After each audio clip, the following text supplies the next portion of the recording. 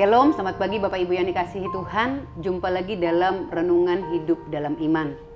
Pada pagi hari ini saya ingin mengajak Bapak Ibu untuk merenungkan firman Tuhan dari Yosua 1 ayatnya yang ke-9.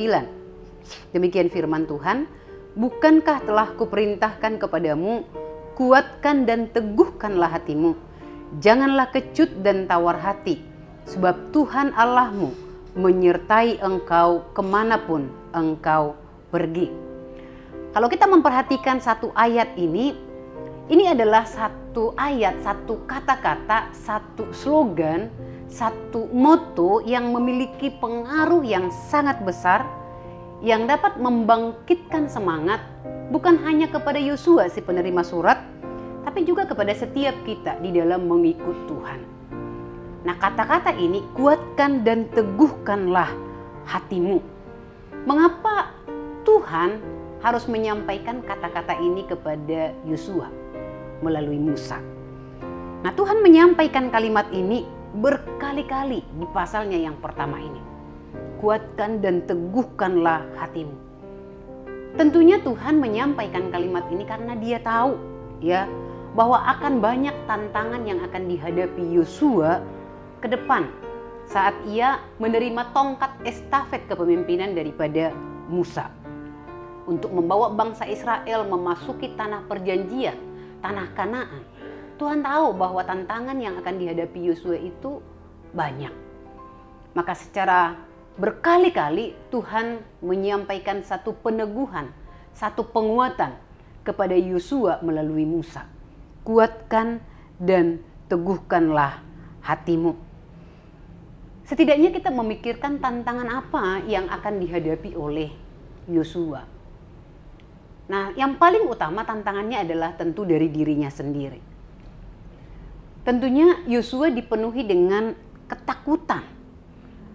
Tentunya Yosua membayangkan menjadi seorang pemimpin menggantikan kepemimpinan sekaliber Musa itu enggak mudah. Makanya dia dipenuhi dengan rasa takut, dipenuhi dengan rasa khawatir. Dan bagi dia, bangsa yang dia bawa itu bukan bangsa yang kecil. Bangsa yang besar. Dan dia sudah melihat bagaimana beratnya Musa ketika memimpin mereka mulai dari tanah Mesir sampai di padang gurun. Nah, ketakutan-ketakutan ini, kecemasan-kecemasan ini bisa saja membuat Yosua menolak ketika Tuhan menyerahkan tongkat estafet kepemimpinan kepada Yosua. Maka kalimat kuatkan dan teguhkanlah hatimu ini memotivasi Yosua untuk menerima kepemimpinan. Nah, bukan hanya dari dirinya sendiri, tentu juga ada tantangannya dari mana? Ya dari bangsa Israel. Bangsa Israel berkali-kali disaksikan oleh Yosua sendiri, mereka adalah orang yang tegar tengkuk. Mereka pemberontak dan mereka orang yang tidak taat. Dan ini enggak mudah. Sekelas Musa saja berkali-kali mengeluh kepada Tuhan. Berkali-kali harus menangis kepada Tuhan. Nah, apalagi Yosua. Dan menghadapi bangsa Israel yang tegar tengkuk, yang pemberontak ini menjadi kekhawatiran tersendiri bagi Yosua. Dan tantangan yang lain tentunya juga berasal dari bangsa-bangsa lain. Bangsa-bangsa kafir yang akan dihadapi oleh Yosua ketika mereka sampai di tanah Kanaan. Ada begitu banyak bangsa-bangsa yang sudah tinggal berdiam di tanah Kanaan. Dan Tuhan bilang itu bangsa-bangsa harus dihalau, harus diusir, harus diperangi. Ini nggak mudah bagi Yosua.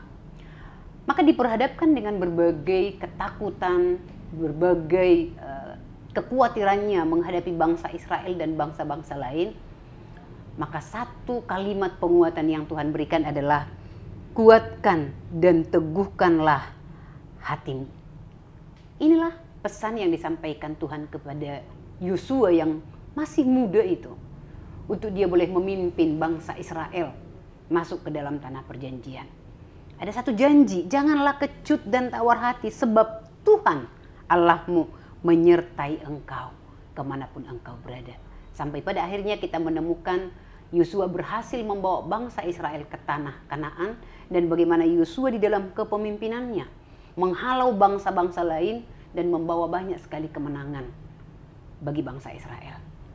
Nah, saudara yang dikasihi Tuhan, menghadapi berbagai tantangan demi tantangan yang ada di depan kita, bahkan yang nyata-nyata, bahkan yang masih kita khawatirkan pun seringkali membuat kita menjadi kecut dan tawar hati. Seringkali membuat kita ingin mundur, seringkali membuat kita ingin melarikan diri. Tapi kiranya pesan firman Tuhan pagi hari ini, kuatkan dan teguhkanlah hatimu. Ini menjadi satu pesan juga bagi setiap kita yang mungkin sedang lemah, letih, lesu, menghadapi berbagai hal, menghadapi berbagai kondisi, menghadapi berbagai situasi yang membuat hati kita tawar. Pesan ini kiranya menjadi satu penguatan bagi kita. Dan kalaupun kita menemukan orang-orang yang sedang berada di dalam kondisi yang tawar, kita bisa menyampaikan pesan ini kepada mereka. Ya, kita menjadi alat di tangan Tuhan yang menguatkan, meneguhkan mereka dikala mereka mengalami satu ketawaran hati. Kiranya Tuhan memberkati setiap kita, Tuhan menguatkan dan meneguhkan iman percaya kita.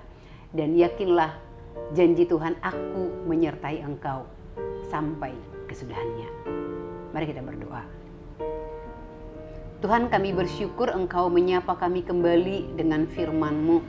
Kami berdoa biarlah kiranya di tengah-tengah segala ketakutan kami, kekhawatiran kami menghadapi pergumulan dan tantangan-tantangan yang ada dalam kehidupan kami, baik mungkin berkaitan dengan kesehatan kami, berkaitan dengan rumah tangga, usaha pekerjaan, anak-anak kami.